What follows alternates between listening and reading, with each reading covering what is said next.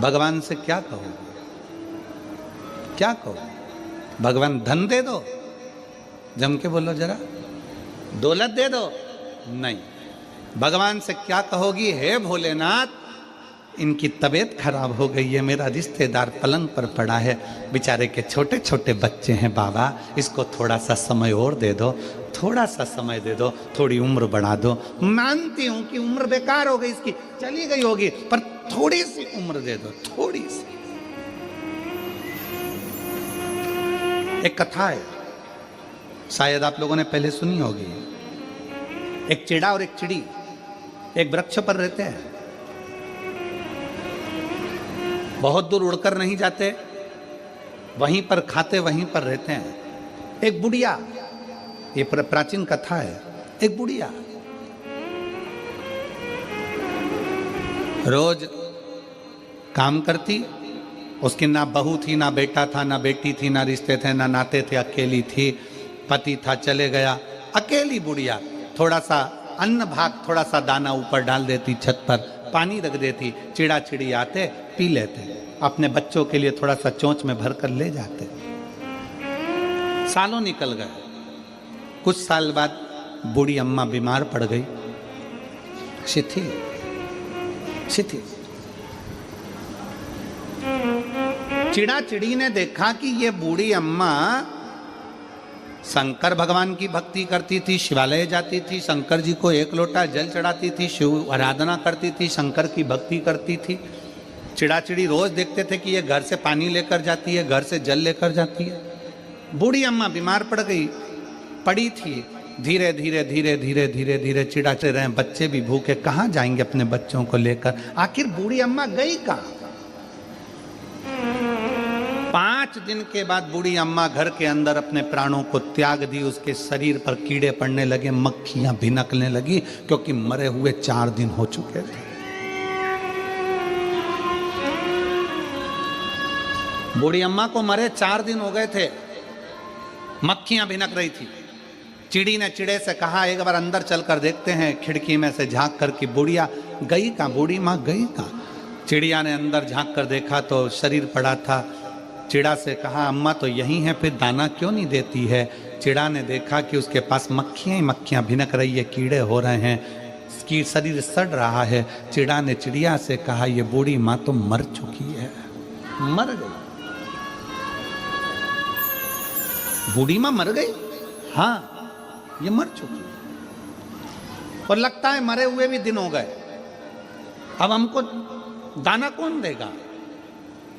चिड़ा चिड़ी ने विचार करा, बूढ़ी माँ चली गई, अब करें तो करें क्या? एक काम करते हैं, बूढ़ी माँ रोज इस दिशा में जाती थी पानी लेकर, अपन भी अपनी चोंच में पानी भरते हैं, उसी दिशा में चलते हैं। चोंच में पानी भरकर चिड़ा चिड़ी चले और जाकर देखा कि एक पेड़ के नीचे एक शंकर का शिवलिंग था, यहाँ पर बुढ़िया आती थी, उसने भी अपनी चोंच में से पानी शंकर के ऊपर टपका दिया। चिड़ी ने पानी टपकाया, चिड़ा ने टपकाया, रोज वही कर्म करते। चिड़ा चिड़ी पानी को अपनी चोंच में भरकर भगवान शंकर पर देते। आज चिड़ा चिड़ी की आंख में जल भर गया कि बुढ़िया का क्या होगा। एक चिड़ा चिड़ी अपने एक पांव पर खड़े हो गए, वृक्ष के तने पर शिव नाम का स्मरण करने लगे। भगवान शंकर को वहां प्रकट होना पड़ा। शिव जी प्रकट होकर बोले, तुम्हें क्या चाहिए मांगो, क्या दिया जाए तुमको? चिड़ा चिड़ी ने कहा, अगर आप हमको कुछ देना चाहते हो तो बस इतना दे दो कि वो बुढ़िया जो मर गई है उसको जीवित दे कर दो। जीवित क्यों? क्योंकि वो हम जैसे पक्षियों को दाना देती थी, इसलिए उसको जीवित कर दीजिए। 4 दिन हो गए मरे हुए, सृष्टि लीला में मैं ये कुछ नहीं कर सकता, 4 दिन मरे हुए व्यक्ति को जीवित नहीं कर सकता। चिड़ा चिड़ी ने अपना तप नहीं छोड़ा, आखिरी में शंकर भगवान को 4 दिन पहले मरी हुई बुढ़िया को जीवित करना ही पड़ा।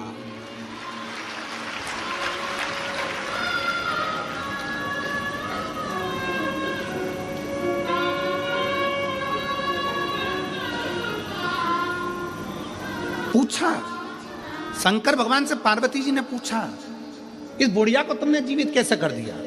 शिव जी कहते हैं, जब इस बुढ़िया के पास में कुछ भी नहीं रहता था, समय निकाल कर मेरे मंदिर में आकर बैठती थी और मेरे का नाम गुणगान करती थी, मेरे नाम का गुणगान करती थी।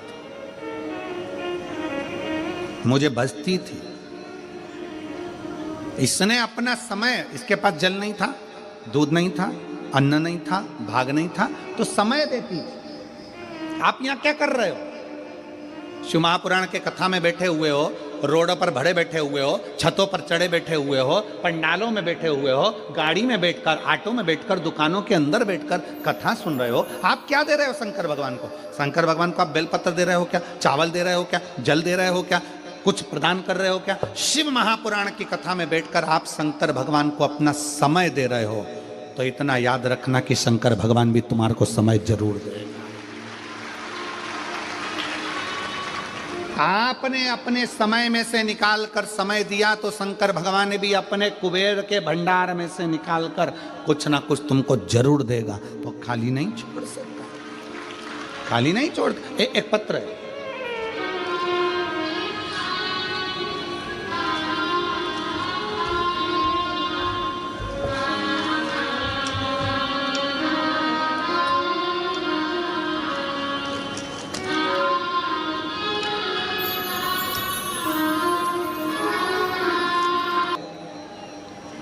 झारखंड की निवासी हूं मैं, बाबा बैद्यनाथ धाम से आई हूं। माता के चरणों को प्रणाम करते हैं क्योंकि वो बाबा धाम से आई हैं। एक बार जोरदार ताली बजाकर उनका साथ होगा। भोले बाबा का क्या बखान करूं गुरुजी। मेरे बेटे ने 2 साल से फॉर्म भरा रहा था, हर बार फेल हो जाता था, बार बार 2-3 नंबरों से रह जाता था। तब मेरी माँ ने बताया कि टीवी पर सीहोर वाला महाराज कथा सुनाता है। मैंने टीवी पर कथा सुनना चालू किया। आपके कथा में सुनने में इतना बल दे दिया कि रोज हम मंदिर जाने लगे, झाड़ू पोछा, 1 लोटा जल चढ़ाने लगे, शुरू किया। मैंने अपने बेटे को भी लेकर जाना शुरू किया। मेरा बेटा बाहर कॉलेज में पढ़ता था, वहीं से मैं उसको कहा 1 लोटा मंदिर भोजन भेजना शुरू किया। बेटा बोलता था मंदिर जाने से क्या नौकरी मिलेगी, मंदिर जाने से क्या नौकरी मिल सकती है। तब मैंने टीवी पर सुना कि जमशेदपुर में कथा होने वाला है।